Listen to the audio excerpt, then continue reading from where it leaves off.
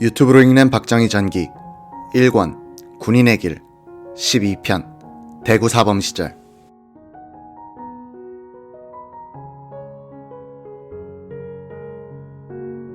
현준혁 교사는 영어를 가르쳤지만 한글 교육에도 열심이었다. 그때 조선일보는 문맹 퇴치 운동을 벌이고 있었다. 현준혁은 아는 것이 힘, 배워야 산다라는 교재를 구해서 한국인 학생들에게 나눠주며 이렇게 말했다.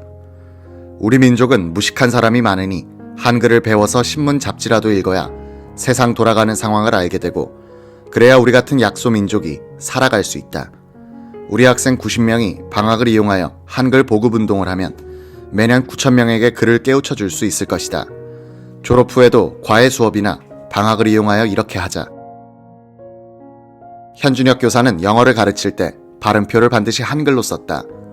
일본인 학생들이 불평을 해도 무시해버렸다. 그는 또 기숙사를 순시할 때는 일부러 일본 학생들이 벗어놓은 게다짝을 발에 걸린다는 듯이 차버리기도 했다. 한국 학생들과 잡담을 나누는 척하면서 광주 학생 사건에 대해서 말해주기도 했다. 영어 시간에는 학과와 관계가 없는 이순신 이야기를 꺼내서 민족의식을 고취하려고 했다. 이기생 김노설은 대구 사범 심상과지에서 이렇게 회고했다.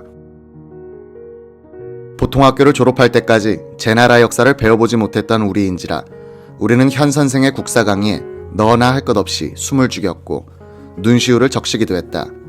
비로소 내 조국이 무엇인지를 알게 됐고 만국의 서름과 함께 일본에 대한 강한 적개심이 북받쳐 올랐다. 현준혁은 2학년에 들어가서는 우재동 학생 등 5명을 조직책으로 뽑아 점조직식으로 사회주의 서적 독서회인 사회과학연구회를 만들었다.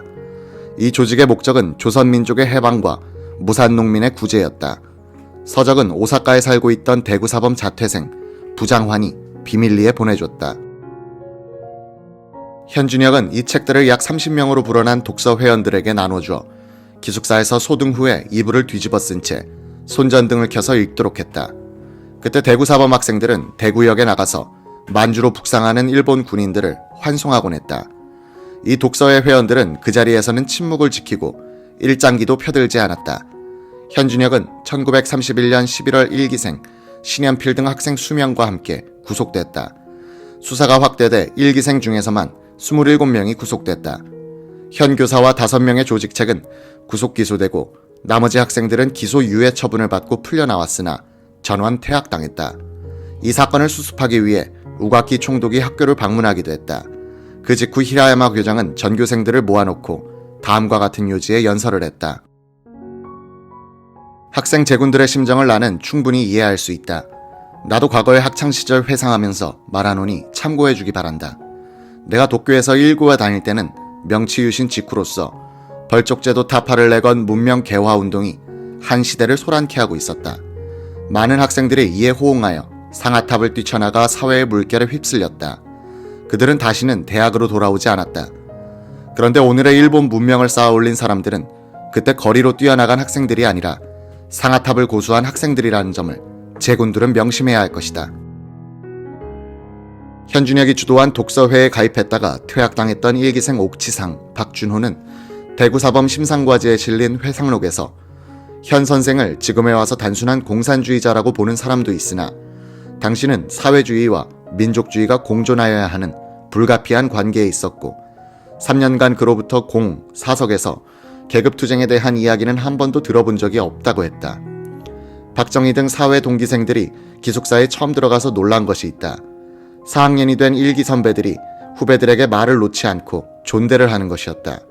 다른 학교에서는 선배가 후배에게 말을 놓는 것은 물론이고 예사로 기합을 넣고 구타를 하는데 대구사범에서는 선후배 간의 인격 존중이 전통으로 정착돼 있었다. 박정희와 동기로서 같은 나팔수였던 이영원은 그런 전통은 아마도 현준혁 선생이 지도하여 만들어 놓은 것으로 추측됐다고 했다. 이영원은 동기생인 이정찬과 친하면서도 졸업할 때까지도 말을 놓지 않았다. 박정희는 대통령이 된 뒤에도 친밀하지 않은 사람이면 그가 청와대 보일러공이라고 해도 존댓말을 썼다. 인간차별을 하지 않는다는 박정희의 특징은 이런 학창생활과 관계가 있어 보인다. 박정희보다 1기 선배인 3기의 진두현에 따르면 현준혁은 첫 시간에 이런 당부를 하더라고 한다. 상급생이라고 하급생을 일본 학교서처럼 기합줘서도 못 쓰고 하급생이라고 굴종해서도 못 쓴다. 우리는 다 같이 압박받고 있는 조선 사람들이야. 서로 아끼고 사랑해야 한다. 현준혁은 사회주의자로서의 윤리에 철저했다. 그는 고향의 무학처녀와 결혼했던 것이다. 현준혁은 치안유지법 위반으로 기소돼 징역 3년에 집행유예 5년을 선고받았다. 그가 조직한 독서회는 그 뒤로도 맥을 이어갔다. 박정희와 동기인 황용주는 2학년 말에 현준혁 계열의 독서회에 들어가 사회주의 책을 읽다가 기숙사 검색대 발각되었다. 퇴학 처분. 그는 고향인 밀양에 돌아왔다가 영어와 수학을 공부한 뒤 오사카 중학교 4학년에 편입했다. 이어 와세다 대학 불문과에 입학했다. 홍종환은 5학년 때 영국 사회주의 저술가 H.G. 웰스가 쓴 세계 문화사 대계를 읽었다는 이유로 해서 퇴학을 당했다. 이런 식으로 퇴학을 당한 사기생이 중퇴자 27명 중 대부분을 차지했다. 박정희와 동기인 윤취도는 이렇게 회고했다. 학교에서 보호자를 소환하면 그 학생은 영락없이 퇴학을 당한다. 그러면 고리짝을 짊어지고 밤에 보호자를 따라 학교를 떠나는데 우리는 한솥밥을 먹고 같이 뒹굴던 친구들이 그렇게 떠나는 것을 기숙사에서 내려다보고는 얼마나 울었는지 모른다. 12회 이장화는 대구사범 심상과지에 이렇게 썼다. 5년 동안이나 날마다 드나들던 연붉은 교문 기둥에 노랗게 붙어있는 관립 대구사범학교라는 동판 문패. 그 저편에 보이는 본관 현관에 우거진 담쟁이 덩굴을 읽지 못할 것이다. 그 푸르디푸른 잎사귀로 뒤덮인 붉은 벽돌 교실에서 우리들은 자랐고 거기서 우리들은 뼈가 아팠으며 그 속에서 심상과는 서러웠었다. 청운의 꿈을 안고 그 어려웠던 입학시험의 관문을 뚫은 총명한 눈동자에 거칠 것이 어디 있었겠느냐마는 식민지 치하의 현실은 냉혹했고 시대 상황은 너무나 달랐던 것이다. 꿈은 깨어지고 바람은 거셌다. 대구사범학교로 말미암아 거기서 우리는 이민족을 만났고 그것도 정복자 일본인으로 만났기에 서로의 갈등과 충돌은 극심했었다. 압박받는 우리의 처지는 슬펐으며 슬픔은 곧 저항으로 변해갔고 우리로 하여금 민족의 살 길을 찾게 했다.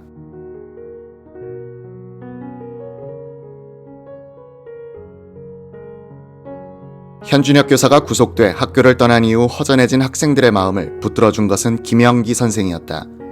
충남 부여 사람인 그는 조선어를 가르치고 있었다. 그는 문학의 혼이 사라지지 않는 한 민족 혼도 사라지지 않는다고 믿었다. 시간마다 학생들에게 시조 100수를 골라 프린트를 해서 나눠줬다. 시조를 통해서 결의의 영혼을 이어가려는 강의법이었다. 그는 우리 역사 강의도 곁들여서 했다. 조용한 성격인 김영기는 박정희의 사기생들을 가르치던 어느 날 임진왜란과 이율곡의 10만 양병론을 설명하다가 나라가 이러니 어찌 망하지 않을 수 있었겠느냐 면서 한동안 흐느꼈다. 학생들도 따라 울었다. 박정희가 3학년일 때인 1934년 4월에 또 독서 사건이 터졌다. 1기 선배인 4학년생 중 진두현 등 6학생들이 독서회를 만들어 사회주의 책들을 읽다가 퇴학당한 뒤 구속됐다. 진두현을 유치장에 집어넣으면서 조선인 형사가 말했다. 현이란 새끼가 뿌린 씨앗은 참으로 놀랍구나. 그러나 이번만은 뿌리째 뽑고 말 거야. 이 말을 듣는 순간 진두현은 조선일보에서 읽은 칼럼 한 구절이 생각났다는 것이다. 조선 사람은 감옥살이를 2년 3년 해야만 옳은 조선 사람이 될 수 있다. 진두현은 나도 이젠 옳은 조선 사람이 되기 위한 수련으로서 옥살이를 한다는 각오를 다졌다는 것이다. 이 사건이 있은 지 한 달 뒤인 5월에 박정희는 3학년생들과 함께 금강산으로 수학여행을 갔다. 철원에서 전철로 갈아타서 내금강 입구 말휘리역에 도착하니 태평여관에서 큰 길을 가지고 나와서 여행단을 환영해줬다. 조선인이 경영하는 이 여관에서는 학생들을 정성 들여 모셨다. 조선 음식도 맛있었고 잠자리도 쾌적했다. 다음날 내금강을 구경한 뒤에 도착한 곳은 일본인이 경영하는 구미산장이었다. 일본인 주인의 대접이 영 시원치 않았다. 1박 3식에 돈은 태평여관보다도 3배나 많은 2원을 받으면서 저녁은 맛없는 일본식이고 잠자리는 흙바닥에 가마니를 깔고 그 위에 재우는 것이었다. 화가 난 학생들은 내일 점심 도시락은 이 여관 것으로는 먹고 싶지 않으니 만들지 말고 식대는 돌려달라고 요구했다. 일본인 주인은 내일 도시락 반찬은 이미 준비했으니 먹든지 안 먹든지 돈은 내야 한다고 말하는 것이었다. 조선인 학생들은 오기가 발동했다. 다음날 아침에 여관을 나설 때 여관에서 준비해둔 도시락을 아무도 갖고 가지 않는 것이었다. 일본인 인솔교사가 오늘 가는 길은 매우 험하다. 무슨 사고라도 나면 책임지지 않는다면서 도시락을 가져갈 것을 권해도 듣지 않았다.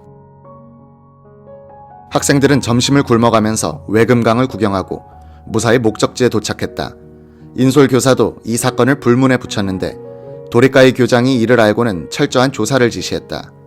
정명모, 정헌욱 두 사람이 주동자로 물려 퇴학을 당하고 유만식은 무기정학, 다른 7명은 일주간의 근신처분을 당했다. 학교에서는 이들 학생들의 부모를 불렀다. 학생들에 대한 조사가 진행되고 있는 이틀 동안 이들 부모들은 복도에서 대기해야 했다. 이 사건은 금강산 비로봉 사건으로 불린다. 박정희와 동기생인 이정찬은 꼼꼼하고 빈틈없는 성격 그대로 이 금강산 여행 중에 들르는 상점과 공원 관리사무소에서마다 기념 도장을 받아와서는 스탬프집을 만들었다. 여기에 친구들의 한마디를 실었는데 유독 박정희가 쓴 글이 튄다. 맞춤법을 현대식으로 약간 고쳐서 소개한다. 금강산 12,000봉, 너는 세계의 명산. 아, 네 몸은 아름답고 삼엄함으로 천하의 이롬을 떨치는데 다 같은 삼천리 강산에 사는 우리들은 이같이 헐벗었으니 과연 너에 대해 머리를 들 수 없다. 금강산아, 우리도 분투하여 너와 함께 천하에 찬란하게. 온정리에서 정있음. 다른 동기생들은 아, 평생에 보고 싶던 우리 금강산이여. 이제 보고 나니 만시지탄이 없을 수 없네 식으로 자연을 자연으로만 보는데 박정희는 조국의 운명을 한탄하고 있다. 이는 말이 없고 생각이 많은 17학생의 마음속에서 중대한 문제의식이 자라나고 있다는 것을 엿보게 한다. 박정희를 근대화 혁명가로 만든 비범한 성격은 자신의 한을 민족의 한과 한덩어리로 파악한 점이다. 공동체가 아닌 자신의 한만을 풀려고 했더라면 그는 이기적인 입신 출세주의자의 길을 걸었을 것이다.